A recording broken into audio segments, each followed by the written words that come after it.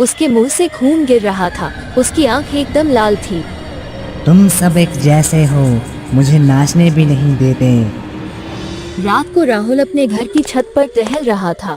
उसके हाथ में फोन था और कानों में उसने ईयरफोन लगा रखी थी। तभी उसकी नजर अपने घर के सामने वाली रोड पर गई। उसने देखा कि एक औरत खड़ी खड़ी कुछ अजीब सा डांस कर रही थी। अरे ये कौन है जो इतनी रात को सड़क पर अकेले डांस कर रही है? राहुल उसको देख रहा था। तभी उसने सोचा कि क्यों ना इसकी वीडियो बना लूं और दोस्तों को बताऊंगा। उसने अपना फोन ऊपर उठाया और उसका वीडियो बनने लगा। जब उस औरत ने राहुल की तरफ अपना फेस किया तो राहुल के हाथ कांपने लगे, क्योंकि वो कोई औरत नहीं थी बल्कि एक चुड़ैल थी। उसके मुंह से खून गिर रहा था। उसकी आंख एकदम लाल थी, बड़े बड़े हाथ और देखने में बहुत ज्यादा भयानक। राहुल के हाथ से फोन नीचे गिर गया और वो जैसे ही फोन उठाकर खड़ा हुआ तो उसके सामने वो चुड़ैल थी और वो एकदम राहुल के ऊपर झपट पड़ी। अगली सुबह राहुल की माँ राहुल को ढूंढ रही थी। राहुल, राहुल, ये लड़का सुबह सुबह पता नहीं कहाँ चला गया। लगता है छत के ऊपर कसरत कर रहा है। राहुल की माँ जैसे ही छत पर जाती है वो जोर से चिल्लाने लगती है। राहुल! चिल्लाते चिल्लाते राहुल की माँ बेहोश हो जाती है, क्योंकि वहाँ राहुल का सिर बॉडी से अलग पड़ा था। उसको बहुत ही दर्दनाक तरीके से मारा था। वहाँ पुलिस आ जाती है और वहाँ लोगों से पूछताछ होती है, लेकिन सबका यही कहना था कि हमें कुछ नहीं पता। अब थोड़े दिन में सब लोग इस बात को भूल जाते हैं और अपने अपने कामों में व्यस्त हो जाते हैं। एक दिन देर रात को निशा ऑफिस से अपने घर जा रही थी। वो बस अपनी गली में पहुंची ही थी, तभी वो देखती है कि कोई औरत गली में अजीब तरीके से नाच रही थी। ये कौन है? बिना बैंड बिना ढोलक के ऐसे कैसे डांस कर रही है? निशा उसकी तरफ बढ़ने लगती है। अरे ओ चाची, इतनी रात हो गई है और तुम गली में डांस कर रही हो हैं? लगता है ज्यादा ही जवानी चढ़ी है। निशा अब उससे कुछ ही दूर थी और वो एकदम निशा की तरफ अपना चेहरा करती है। उसका चेहरा इतना खौफनाक था कि अच्छे अच्छे की सांसें रुक जाए। उसका ये भयानक चेहरा देखकर निशा की सांसें रुक गई। वो ना हिल पा रही थी ना कुछ बोल पा रही थी। तभी वो चुड़ैल निशा के ऊपर झपट पड़ती है। अगली सुबह जब लोग उठे और गली में आए तो देखा, अरे अरे अरे, इतनी बुरी तरीके से किसने मारा होगा? ये तो निशा लग रही है। हाँ वही है। अब गली के लोग इकट्ठे हो जाते हैं और निशा के परिवार के लोग रो रहे थे। तभी वहाँ पुलिस आ जाती है और निशा को देखकर कहते हैं, अभी कुछ दिन पहले एक लड़के को भी ऐसे ही मारा था और आज एक और मौत। आखिर ये कौन कर रहा है जो एक के बाद एक को मार रहा है? सर बेशक कोई भी हो, उसे पकड़ना पड़ेगा, वरना ना जाने कितनों की जान जाएगी।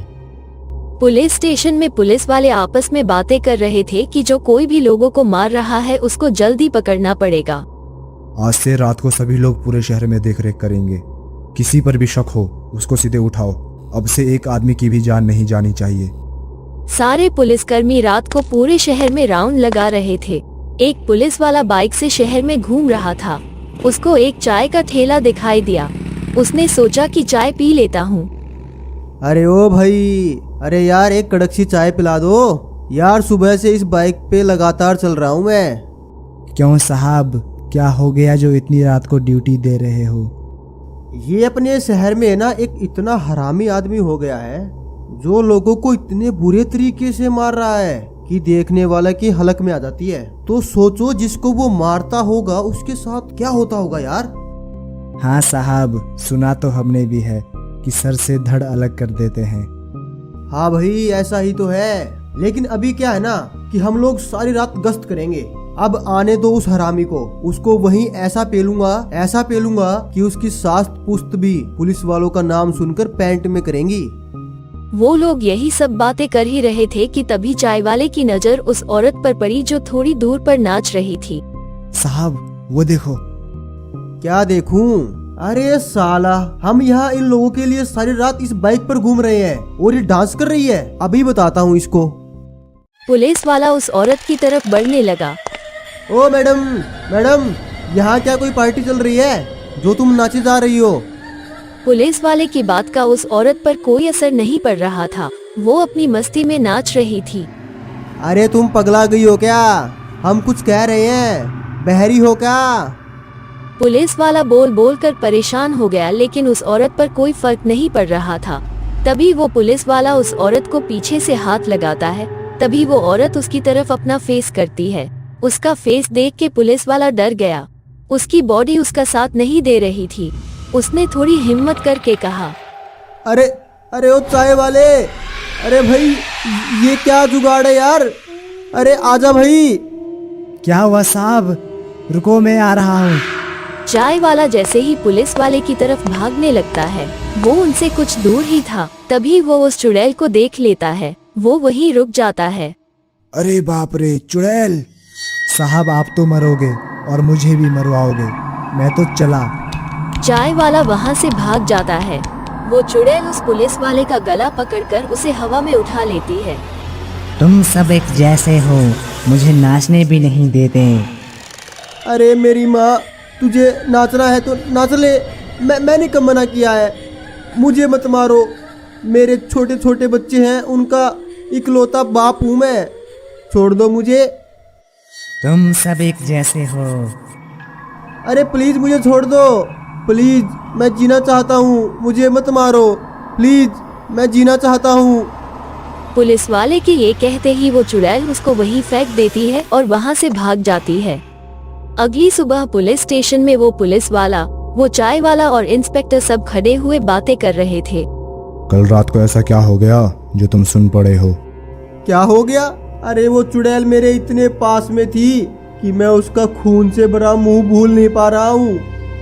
लेकिन साहब मुझे तो उसका मुंह नहीं दिखा। साले, मुझे वहाँ अकेला छोड़कर भाग गया था ना, तो तुझे उसका मुंह कैसे दिखेगा? तभी पुलिस इंस्पेक्टर को एक कॉल आया। हेलो। हेलो सर, मैं राहुल की मम्मी बोल रही हूँ। जी बोलिए। सर आप जल्दी से मेरे घर आ जाइए, मुझे कुछ आपको दिखाना है। देखिए मैडम, हम अभी उसी केस में लगे हुए हैं, हमें जैसे ही कुछ पता चलता है हम आपको बताएंगे। हाँ, उसी केस के बारे में मुझे भी आपसे बात करनी है। पुलिस इंस्पेक्टर अपनी टीम को लेकर राहुल के घर पहुंच जाते हैं। जी बताइए, क्या पता चला आपको? ये देखिए सर। राहुल की माँ पुलिस वालों को उस रात राहुल ने जो वीडियो बनाई थी वो दिखा देती है। सर यही थी रात को जो मुझे मिली थी, यही थी। एक काम करो, चुड़ैल बनने से पहले जो इसका फेस है ना, उसका फोटो लो और हर एक न्यूज अखबार में डाल दो। पूरे शहर में ये खबर आग की तरह फैल गई। सभी शहरवासियों को कहा गया कि रात को कोई भी घर से बाहर ना निकले और अगर कोई इसको पहचानता है तो हमसे संपर्क करे। एक पुराने से घर में टीवी में ये न्यूज चल रही थी। तभी वही एक बूढ़ा आदमी टीवी के पास आया और गौर से उस फोटो को देखने लगा और वो कहने लगा, मेरी गलती की सजा पूरा शहर भुगत रहा है, मैं ऐसा नहीं होने दूंगा। अगले दिन पुलिस स्टेशन में वो बूढ़ा पहुंच जाता है और कहता है, जिस आदमी को आप ढूंढ रहे हो मैं उसको जानता हूँ। अरे बाबा, हम औरत को ढूंढ रहे हैं, आप किस आदमी की बात कर रहे हो? हाँ वही, उसी की बात कर रहा हूँ मैं। बाबा आप उसके बारे में क्या जानते हो? वो मेरा बेटा है। क्या बेटा? मगर वो तो एक औरत है। यही मेरी बदकिस्मती थी कुछ समय पहले। इसी शहर में रमेश के घर एक बच्चा हुआ था। बच्चा होते ही रमेश की बीवी मर गई। उस बच्चे के ऊपर ये श्राप जन्म लेते ही लग गया और अपनी माँ को खा गया। अब रमेश को अपने बच्चे का ही सहारा था। करीबन 10 साल बाद एक दिन उसका बेटा सक्कू शीशे के सामने खड़ा होकर लिपस्टिक और चूड़ी पहन रहा था। अरे नालायक, ये सब क्या कर रहा है? पैदा होते ही अपनी माँ को निगल गया और अब ये लड़कियों की तरह चूड़ी और लिपस्टिक लगा रहा है। बचपन से तू लड़कियों की तरह क्यों रहता है? इसमें मेरी क्या गलती है जब भगवान ने मुझे ऐसा ही बनाया है तो? रमेश ने उसे बहुत समझाया, लेकिन सक्कू की सारी हरकतें लड़कियों की तरह थी। जैसे तैसे कुछ साल निकले और अब सक्कू जवान हो गया था। उसका सारा शरीर बिल्कुल लड़कियों की तरह हो गया था। एक दिन, देख सक्कू, मैं समाज के लोगों के ताने सुन सुनकर थक चुका हूँ। अब मैं तुझे और अपने पास नहीं रख सकता। मैंने तेरे लिए एक काम ढूंढा है, तू वहीं रहना, यहाँ फिर कभी लौट कर मत आना। रमेश सक्कू को एक कोठे पर ले जाता है और उसे वहीं छोड़कर आ जाता है। उस कोठे की मालकिन आका एक अच्छी औरत थी। देख सक्कू, ये दुनिया बहुत जालिम है, यहाँ हमारे आंसुओं की कोई कीमत नहीं है। आप जो कहोगी मैं वो करूँगी, लेकिन मैं अपने जिस्म का सौदा नहीं कर सकती। ये हमसे नहीं हो पाएगा। इससे अच्छा तो मैं मरना ही पसंद करूँगी। ठीक है, अगर तुझे अपना जिस्म नहीं बेचना तो तू अपना हुस्न बेच। मतलब? रुक जा। आका सक्कू के सामने घुंघरू लेकर फेंक देती है और कहती है, उठा ये घुंघरू और लोगों का नाच नाच के दिल बहला। सक्कू बहुत जल्दी एक अच्छी डांसर बन गई थी। दूर दूर से लोग उसका नाच देखने आने लगे और उसके ऊपर खूब पैसा डालने लगे। अब सक्कू ने अपने पैसों से एक घर बना लिया था, जहां वो अपने जैसे लोगों को रखती थी, जिनको उनके घर वालों ने घर से निकाल दिया था। सब कुछ सही चल रहा था। एक दिन आका सक्कू से कहती है, सक्कू तुझे मुंबई जाना पड़ेगा। वहाँ एक सेठ के विदेश से कुछ मेहमान आए हैं, तुझे उनका दिल बहलाना है। आका किसी और को भेज दो ना, आपको पता है ना कि मैं रात को कहीं नाचने नहीं जाती। अरे सक्कू, वो अपने पुराने कस्टमर हैं, उन्होंने स्पेशल तुम्हें बुलाया है। आका के कहने पर सक्कू मुंबई चली गई और रात को प्रोग्राम शुरू हो गया। सक्कू नाच नाच कर लोगों का दिल बहला रही थी और वो लोग खूब शराब पी रहे थे। अब उन लोगों को नशा चढ़ने लगा तो वो सक्कू के साथ छेड़खानी करने लगे। कभी उसको पकड़ लेते और कभी अपने ऊपर खींच लेते। देखो साहब, मैं यहाँ नाचने आई हूँ और वो मैंने कर लिया। अब इससे ज़्यादा मैं आपके लिए कुछ नहीं कर सकती। उन लोगों ने सक्कू को पकड़ लिया और उसके साथ जबरदस्ती करने लगे। बड़ी मुश्किल से सक्कू ने अपने आप को उनसे छुड़ाया और एक बोतल उठा ली। हे, अगर कोई साला आगे आया तो मैं ये बोतल उसके पेट में घुसा दूंगी। मैं नाच नाच के अपना गुजारा कर रही हूँ और तुम लोगों से वो भी नहीं देखा जा रहा। हरामी है साले सब। उनमें से एक आदमी ने बोतल उठाकर सक्कू के सर पर मार दी। सक्कू वही गिर जाती है और बेहोश हो जाती है और उसके बाद वो सारे सक्कू की इज्जत लूट लेते हैं। सक्कू चिल्लाती रही, गिड़गिड़ाती रही, लेकिन किसी को उस पर रहम नहीं आया। जब सुबह हुई, अब तो मुझे जाने दो। जाने तो देंगे, लेकिन तू बाहर जाके सबको बता देगी, इसीलिए तुझे मरना होगा। प्लीज मुझे मत मारो, मुझे छोड़ दो। मैं मरना नहीं चाहती, मुझे जीना है। प्लीज मुझे छोड़ दो। वो आदमी एक बोतल सक्कू के पेट में घुसा देता है।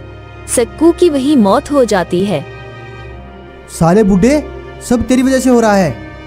रुको, आज रात इस केस को जड़ से खत्म कर देते हैं।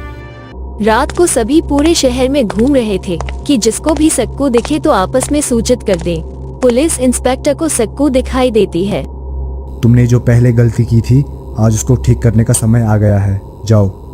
सक्कू के पापा सक्कू की तरफ जाने लगते हैं। सक्कू, सक्कू मेरे बेटे। उस चुड़ैल ने जैसे ही ये आवाज सुनी तो वो जोर से चिल्लाने लगी और वो भागकर अपने पापा के पास आ गई। आज तुझे सक्कू की याद कैसे आ गई, और वो भी बेटा? बेटा मुझे माफ कर दो, मुझे नहीं पता था कि तुम्हारे साथ वो सब हो जाएगा। सक्कू, इनको माफ कर दो, ये अपनी गलती पे बहुत शर्मिंदा है। जब भगवान ने मुझे ऐसा ही पैदा किया है तो इसमें मेरी क्या गलती है? क्या मुझे जीने का हक नहीं था?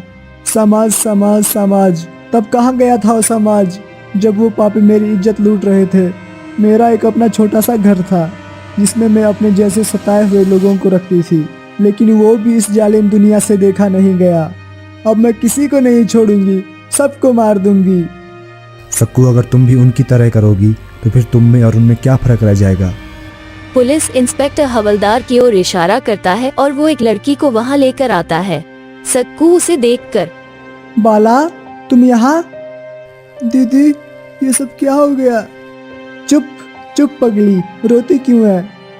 बाला सक्कू के साथ उसके घर में रहती थी। वो दोनों काफी अच्छी दोस्त थी।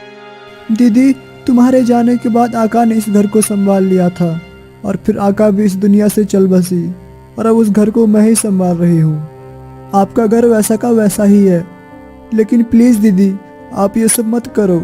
आपका काम लोगों को जिंदगी देना है, उनको मारना नहीं।